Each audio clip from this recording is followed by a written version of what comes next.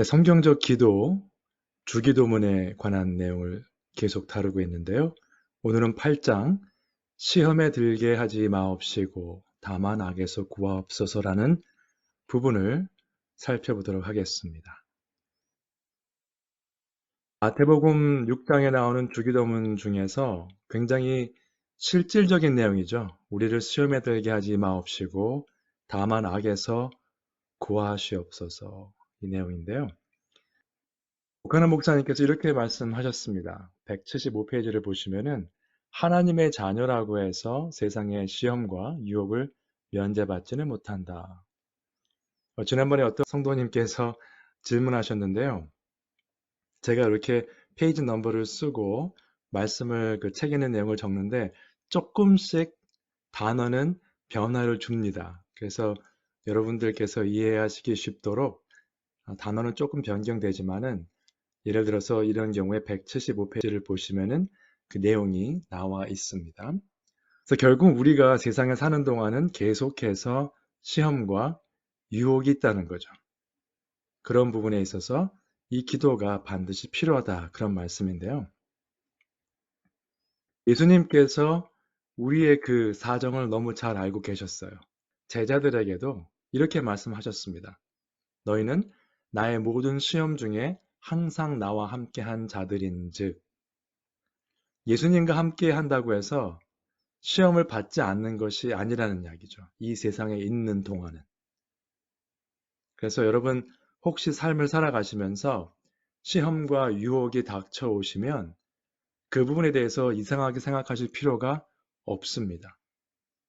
그 유혹에 넘어가는 것은 다른 문제지만은 시험과 유혹이 있는 것은 너무나도 당연한 결과입니다. 예수님께서는 어떤 분이신가? 어떤 면에서 달랐는가? 물론 하나님에 관한 부분은 우리가 다 이해하지만은 사람으로 태어나셨기 때문에 모든 일에 우리와 똑같이 시험을 받으신 이로되 죄는 없으시니라. 우리와의 차이점입니다. 우리는 아무리 훌륭한 삶을 산다고 하더라도 시험을 받고 죄를 짓는 경우가 너무나 많죠. 예수님께서는 우리와 같은 인간의 몸을 입고 이 땅에 오시면서 계속해서 시험을 받으셨지만 죄는 짓지 않으셨다는 거죠. 이유가 무엇일까요? 예수님께서 십자가에 돌아가시기 위해서, 우리의 죄를 대속하시기 위해서는 구약의 개념을 가져온다면 흠이 없는 어린 양이 되셔야 했기 때문에 죄를 지으실 수가 없었습니다. 기억하시고요. 또 책을 보시면은 하나님의 일과 사탄의 유혹, 시험 이런 것들에 대해서 좀 자세하게 나와 있습니다. 그래서 177페이지를 보시면은 하나님의 나라가 이 땅 위에 임하는 일을 위해 헌신하려 하면 할수록 사탄은 더욱 집요하게 역사한다라고 말씀하셨습니다. 굉장히 그 수긍이 가는 이야기입니다. 여러분들 말씀을 좀 내가 이번에는 열심히 연구해 보되겠다, 이런 각오를 하시면은 꼭 무슨 일이 생깁니다. 좀 기도를 하려고 하면 또 어떤 일들이 생기죠. 그 일들을 방해하는 일들이 생기는데 이것은 다 사탄이 일으키는 일들입니다. 말씀과 기도를 방해하는 것은 사탄의 방해 공작으로 보시면 거의 100% 맞습니다. 그래서 부연 설명하신 부분이 있었는데요. 기도하고, 그렇죠? 기도를 많이 하고 믿음이 좋을수록, 또 교회를 열심히 섬기는 사람일수록 사단의 역사가 심해진다. 그런 취지의 말씀을 하셨습니다. 참 진리 안에 거하는 성도들과 그 교회는 많은 기도가 필요합니다. 여러분, 죄를 짓고 사탄이 좋아하는 일을 하는 교회는요, 영적으로 건전하게 진리 안에 거하기 위한 교회가 겪는 일들을 많이 겪지 않아요. 인간적인, 세상적인 일들도 고민할 수는 있지만은 영적인 문제로 많이 고민하게 되지는 않습니다. 그래서 하나님의 일을 하시게 될 때 더욱더 기도하시고 서로를 위해서 중보해 주시면 좋겠습니다. 기도해야 되는 이유가 무엇인가? 또 말씀하신 부분이 있었는데 제가 예를 몇 가지 들어드리겠습니다. 잘 아시는 예지만은 요셉이 창세기 39장에 보디발의 아내로부터 유혹을 받는데 어떻게 했습니까? 자기의 옷을 그 여인의 손에 버려두고 밖으로 나가매. 그냥 이렇게만 보시면은 굉장히 신사적인 표현이죠. 옷을 버려두고 밖으로 나갔다. 근데 영어 표현에 보시면 조금 더 그 장면이 생생하게 표현되어 있습니다. Fled and got out of the house. 뒤도 안 돌아보고 도망쳤다. 그렇게 보시면 됩니다. 의미가 그렇다는 거죠. 여러분, 우리가 시험을 극복할 수 있는 것은요, 그 시험 가운데, 그 유혹을 받는 가운데 계속 남아있으면 넘어지게 되어 있습니다. 그 자리를 박차고 나가야 되는데, 그러한 용기가 요셉에게는 있었던 거죠. 특별히 그 일이 일어날 때 어땠냐면 그 집에 아무도 없었어요. 다른 사람들이. 그때가 가장 유혹에 넘어가기 쉬울 때입니다. 혼자 있을 때. 그렇죠? 그래서 이런 부분을 생각하시면 아, 시험이 올 때 그것을 분별하고 극복할 수 있는 힘이 된다는 거 기억하시고요. 그 다음에 가장 애매한 시험이 뭐냐면 하나님의 말씀을 통해서 오는 시험입니다. 말씀을 읽고 묵상해서 시험이 온다는 뜻이 아니고요. 그 말씀을 잘못 해석하고 잘못 전달하는 일 때문에 유혹을 받고 시험을 받고 넘어갈 수 있다는 거죠. 창세기 3장에 나오는 뱀이 이브에게 말했던 부분을 보시면 이렇게 나와 있죠. 하나님이 참으로 너희에게 동산 모든 나무의 열매를 먹지 말라 하시더냐. 이 부분은 위에 부분과는 조금 달라요. 위에는 세상적으로 바로 들어오는 유혹의 경우였고요. 지금 이 경우는 하나님의 말씀에 대한 의심을 심어주는 질문입니다. 하나님이 그렇게 진짜로 말씀하셨느냐라고 물어본 겁니다. 그런데 이브가 하나님의 말씀에 대한 확신과 그 말씀의 뜻을 정확히 이해하지 못했기 때문에 결국 이 유혹의 시험에 넘어가고 말았습니다. 그러면 이브만 이렇게 되는가?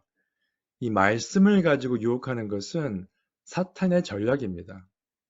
그래서 여러분 요새 말씀을 혼미하게 하고 성경 말씀을 이상하게 바꾸어서 우리 귀에 듣기 좋은 말로만 하는 그런 경우가 다 비슷한 경우겠죠. 또 하나 예를 들어드리면 광야에서 예수님께서 시험 받으실 때 다 기억하시죠? 그때 사탄이 이렇게 말했습니다. 이르되 내가 만일 하나님의 아들이여든 뛰어내리라. 기록되었으되 그가 너를 위하여 그의 사자들을 명하시리니 그들이 손으로 너를 받들어 발이 돌에 부딪히지 않게 하리로다 하였느니라. 사탄은 지금 시편의 말씀을 인용해서 말을 했어요. 예수님을 유혹할 때. 예수님께서 어떻게 대답하셨죠? 예수께서 이르시되 또 기록되었으되 주 너의 하나님을 시험하지 말라 하였느니라 하시니. 그래서 사탄도 기록되었을 때 말씀을 인용했고요. 예수님께서도 말씀으로 답변하셨습니다. 두 경우를 보면 만약에 우리가 제3자 입장에서 이 스토리를 모르는 상황에서 들으면 다 같은 논리로 가는 것 같습니다. 양쪽 다 하나님의 말씀을 인용했죠. 그런데 한쪽은 잘못 인용한 것이고 예수님께서는 그 말씀을 바로 해석하시고 인용하신 거죠. 여러분 이게 굉장히 중요합니다. 성도님들께서 성경 말씀에서 나오는데 분명히 성경 말씀에 있는데 어떤 해석을 통해서 잘못 이해하게 되면요. 그게 확 마음에 와닿을 때가 있어요. 하나님의 말씀이 잘못 해석되었을 때 오히려 감동을 더 받는 경우가 많습니다. 예전에 예수님의 재림 사건에 대해서 설명한 목사들이 굉장히 많았죠. 그 중에서 참 평생 연구한 사람이에요. 말씀을. 그래서 어떤 연구를 했냐면 성경에 나오는 모든 숫자들을 봐서 예수님의 재림 시기를 계산한 사람이 있었습니다. 한 명이 아니고요. 굉장히 많았어요. 그런 사람들이. 근데 그 사람들이 얘기하는 그 숫자, 성경 말씀에 나오는 것들이 다 들으면 말이 되는 것 같아요. 그래서 그로 인해서 그 이단 집단에 상당히 많은 분들이 상처를 입었던 그런 일들이 한국에서도 있었고요. 미국에서도 여러 차례 있었습니다. 다 말씀을 잘못 해석하고 잘못 전한 그로 인해서 일어났던 불상사였습니다. 그래서 여러분 말씀을 들으실 때 본인이 그것을 이게 진리인지 비진리인지 구별하실 수 있으셔야 돼요. 그게 힘드시면 주위에 있는 말씀을 잘 아시는 분들에게 물어보셔야 됩니다. 그래서 확인을 하셔야 돼요, 말씀으로. 예를 들어서 제가 설교를 한다던가 이렇게 클래스를 할 때 나중에 질문이 있으시면 저한테 언제든지 연락해 주시면 제가 답변해 드리도록 하겠습니다. 기도해야 할 이유, 시험에 넘어진다. 이 부분도 있는데요. 야고보서 1장에 나오는 말씀을 보시면 이렇게 나와 있죠. 오직 각 사람이 시험을 받는 것은 자기 욕심에 끌려 미혹됨이니 욕심이 잉태한즉 죄를 낳고 죄가 장성한즉 사망을 낳느니라.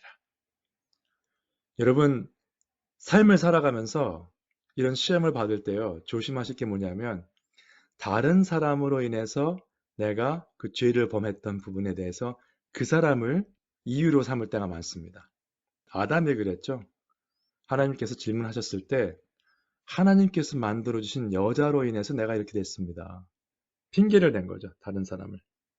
흔히 말하는 그 사기를 당하는 경우가 있죠. 물론 사기를 친 사람이 아주 나쁜 사람이지만 사기를 당하는 경우도 좋은 의도일 수도 있지만은 욕심으로 인해서 그렇게 되는 경우도 있습니다. 아, 여기에 투자하면 뭐 20배의 수익을 올릴 수 있습니다. 그거는 좀 현실적이지 않잖아요. 근데 그 시험을 받는 것은 욕심이 생기거든요. 아, 거기에서 정말 큰 부자가 되겠구나. 이런 욕심입니다. 열심히 일을 해서 재산을 모으는 것이 아니고 한 번에 어떤 일을 통해서 큰 부자가 되겠다. 양쪽 다 잘못된 것이죠. 그럼 목사님께서 이렇게 말씀하신 부분이 있습니다. 시험인 줄 알면서도 빠져 들어가는 사람들이 많다. 내가 분명히 이거 죄 짓는 것 같은데 아는데 계속해서 반복해서 그 일을 하시는 분들이 있어요. 성도님들 중에도. 안타까운 일이죠. 그래서 그럴 수 있겠다 생각하실 수는 있는데 그 다음에 또 뭐라고 말씀하셨냐면 예수님의 사랑에 마음이 사로잡히면 세상의 것이 눈에 잘 들어오지 않습니다. 욕심이 없어집니다. 라고 말씀하셨어요. 아, 이론적으로는 그럴 수 있겠다 할 수 있는 부분이지만 실제로 이런 마음이 가능할까? 정말 솔직하게 이런 마음이 가능할까라고 반문하실 수 있겠습니다. 타당한, 당연한 질문이신데 그 부분을 말씀을 통해서 내 생각을 좀 바꾸실 필요가 있습니다. 나 중심, 나의 경험을 바탕으로 하면 늘 세상 욕심으로만 살아가는 사람이 많을 수 있어요, 주변에. 나도 그럴 수 있고. 그러니, 아, 예수님을 사랑하게 되면 세상적인 것엔 욕심이 없어진다. 그 말이 이해가 안 될 수 있습니다. 그런 사람을 본 적이 없거든요. 이론상으로는 이해하고 있지만. 그건 나의 중심, 내 경험 중심, 내 생각 중심이고요. 하나님 중심으로 옮겨가실 때에만 그것이 가능합니다. 기도서의 말씀인데요. 깨끗한 자들에게는 모든 것이 깨끗하나 더럽고 믿지 아니하는 자들에게는 아무것도 깨끗한 것이 없고 오직 그들의 마음과 양심이 더러운지라 라고 말씀하고 있습니다. 깨끗한 자들은 어떤 자들입니까? 거듭남을 경험한 사람들이죠. 이제 다시 태어난 사람들이에요. 그러면 그 사람들은 하나님 중심으로 살아가는 사람들입니다. 그러나 더럽고 믿지 아니하는 자들이죠. 구별이 되시죠? 더럽고 믿지 아니하는 자들. 깨끗한 자는 분명히 믿는 자들이겠죠. 그렇게 본다면. 그러한 자들은 아무것도 깨끗한 게 없어요. 성경적으로 세상적인 욕심이 많이 없어집니다 말을 해도 그들은 믿지 않습니다. 내 생각에는, 내 경험상으로는 불가능한 이야기다. 왜 그럴까요? 그들의 마음이, 그들의 양심이 아직도 하나님을 모르기 때문에 그 개념을 이해할 수도 없고 이해가 안 되기 때문에 삶 가운데 실천할 수도 없는 것입니다. 그들은 하나님을 시인하는 사람들인데 교회를 다닐 수도 있겠죠. 말씀을 공부한 사람일 수도 있겠습니다. 그러나 실제 삶을 보면 그렇지 않아요. 더 큰 집, 더 좋은 차, 그런 것에 관심이 있지 하나님의 일에는 별로 관심이 없습니다. 제가 지난번에 설명드렸습니다만 부자가 된다든가 좋은 집, 좋은 차가 나쁜 것은 아니에요. 그러나 거기에만 생각이 가 있다면 하나님의 말씀이 들어올 자리가 없다는 뜻입니다. 결국 복종, 순종하지 아니하는 자들입니다. 그러므로 그들은 모든 선한 일, 하나님의 일들을 버리는 자들이죠. 여러분, 이런 사람들이 교회에 많으면 많을수록 그 교회는 건강하지 못한 교회가 됩니다. 저희 교회, 신실한 교회와 또 여러분들께서 섬기시는 교회, 다른 교회가 있으시다면 부디 믿음의 마음을 가지고 하나님을 섬기셔서 하나님을 시인할 뿐만 아니라 행위로도 하나님을 인정하고 모든 삶 가운데 하나님께 순종하심으로 선한 일, 하나님께서 원하시는 일을 다 하시는 우리 모두가 되시기를 주님의 이름으로 축원드립니다. 이제 9장의 말씀으로 들어가겠습니다. 옛날 성경을 보시면은 대개라고 시작합니다. 그죠? 그래서 이제 아멘으로 끝이 나는데 오카는 목사님께서도 언급하셨는데요. 그 신약도 그렇고 구약도 그렇고 사본이 많습니다. 카피본이죠. 사람들이 그러니까 원래 오리지널은 없기 때문에 그것을 또 베껴서 쓰고 베껴서 써서 나눠 읽고 했던 게 많기 때문에 정말 수천 개가 있습니다. 그래서 그것을 사람이 바꾼 것인지 원래 그 모습 그대로 있는 것인지를 다 종합 검토해서 오늘날 우리가 보고 있는 것이 성경 말씀인데요. 지금 대개 나라와 건세와 하는 부분부터 아멘까지의 부분은 일반적인 성경을 보시면 그 괄호 안에 들어가 있어요. 그건 무슨 뜻인가 하면 어떤 사본에는 그게 없습니다. 근데 이게 맞다 틀리다 특별히 말할 수가 있는 부분은 또 아닌 경우가 많아요. 그래서 성경학자들이 그 고민하다가 어떤 사본엔 있다, 이건 없다 그런 것을 구별하기 위해서 괄호 안에 집어넣습니다. 그리고 footnote를 써놓죠. 그래서 이 부분은 초기 사본에는 없다. 특히 그 대개라는 단어는 번역상 불분명하다고 말씀하십니다. 무슨 말을 번역한 건지 알 수 없는 그러한 단어거든요. 그래서 그 오카네 목사님 책을 보시면 그 교회에서는 대개라는 말을 뺐다고 해요. 그 주기도문에서. 뭐 타당한 말씀이고 일리가 있는 말씀이죠. 영어 성경에는 여러 가지 그 번역본이 있습니다만 그 부분이 들어가 있는 것은 킹 제임스, 뉴 킹 제임스 이런 바이블이고요. 그다음에 그게 없는 바이블은 CSB라고 있습니다. HCSB인데 이제 바뀌어서 이렇게 됐는데 그다음에 ESV, 저희 교회에서 쓰고 있는 ESV가 있고요. NET는 달라스 신학대학교 교수님들이 전체적으로 해서 번역한 굉장히 정확한 번역이 되어 있는 성경이고요. 많이들 보시는 NIV에도 이 부분은 없어요. 그런데 제가 레코멘드 해드리고 싶은 바이블 버전은 NASB, ESB, NET 정도입니다. 뭐 CSB도 괜찮아요. 굉장히 정확한 번역인데 이번에 바뀌면서 이게 조금 현대의 어떤 조류를 좀 따라가는 게 있어서 레코멘드 해드리고 싶지는 않습니다. 이 세 종류. NASB도 2000년도에 바뀌면서 많이 좀 현대 그 문화적인 것을 받아들였더라고요. 그래서 안타깝지만 1995년도판 그거는 괜찮습니다. 그래서 들어가 있고 이 부분이 없는 거가 특별히 중요한 건 아닙니다. 어떤 사본을 따르는가에 따라서 들어가 있을 수도 있고 그렇지 않을 수도 있는데 여러분들이 주의하실 것은 킹 제임스 버전이나 뉴 킹 제임스는 굉장히 정확하게 번역이 되었다고 볼 수는 없는 번역본입니다. 그러니까 사본을 쓰는 게 좀 달라요. 이쪽 성경들하고는. 그래서 조금 문제가 있고요. 그다음에 킹 제임스 버전 같은 경우에는 저희가 흔히 말하는 부활절이죠. 이스터 선데이란 말을 저희가 쓰지 말라고 하는데 이스터란 말이 등장합니다. 킹 제임스 버전에. 그래서 상당히 좀 부정확한 그런 번역이 많이 들어가 있어서 레코멘드 해드리고 싶지는 않네요. 정통적으로 이것이 정확한, 지금 현대로 볼 수 있는 가장 정확한 헬라어 뉴 테스먼트 신약이다 하고 인정된 것이 이 책입니다. 제가 소개해드리고 싶은데 이 책에도 문자적으로 해석을 하면 그리고 우리가 우리에게 죄 지은 자를 사하여 준 것 같이 하면서 우리의 죄를 사하여 주옵소서 하고 끝나요. 이 부분은 없습니다. 대개 나라와 권세하는 부분은. 그러나 그 부분이 어떤 사본에는 있기 때문에 좀 복잡하긴 하지만은 그 부분에 대해서 조금 생각해 보실 필요는 있어요.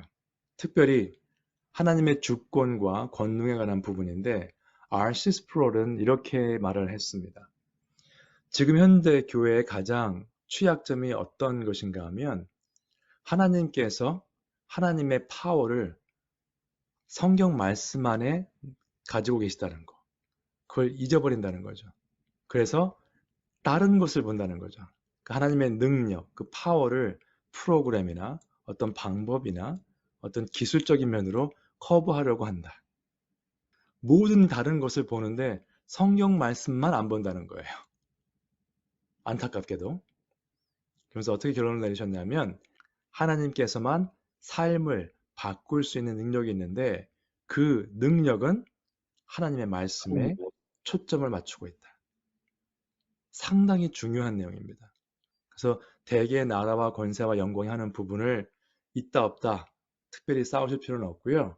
그 내용 안에 있는 하나님의 권능과 주권에 관한 부분을 인정하시고 그러나 가장 중요한 것은 결국 하나님의 말씀으로 인해서 우리가 신앙생활을 할 수 있다는 것. 그것만 기억하시면 되겠습니다.